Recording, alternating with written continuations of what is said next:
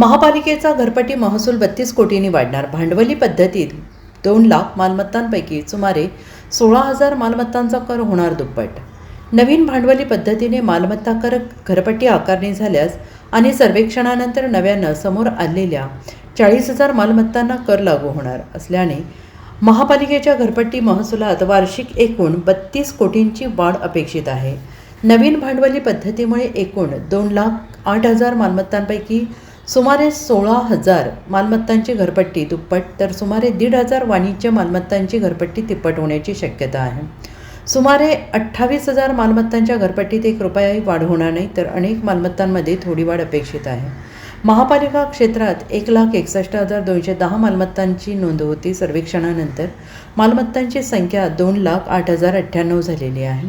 यामध्ये निवासी 1,31,268, अनिवासी 30,576, औद्योगिक 1,269, मिश्र 9,292 आणि भूखंड 35,693 आहेत. जुन्याप्रमाणे 1,61,000 मालमत्ताची वार्षिक घरपट्टी 75.51 कोटी रुपये होती. आता नवीन भांडवली पद्धतीने आकारणी झाल्यास एकूण 2,08,000 मालमत्तांची वार्षिक घरपट्टी 107 कोटी 32 लाख रुपये होईल.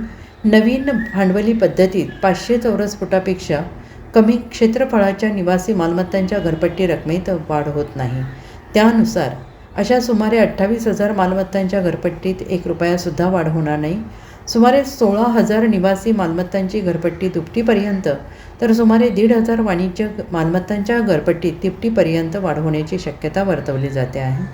भाड्याने दिलेल्या मालमत्ता जुन्या पद्धतीने भाड्याच्या 58% घरपट्टी लागत होती. या नव्या पद्धतीत या मालमत्ता धारकांना दिलासा मिळणार आहे. दरम्यान काही निवासी मालमत्तांच्या घरपट्टीत थोडी वाढ अपेक्षित आहे.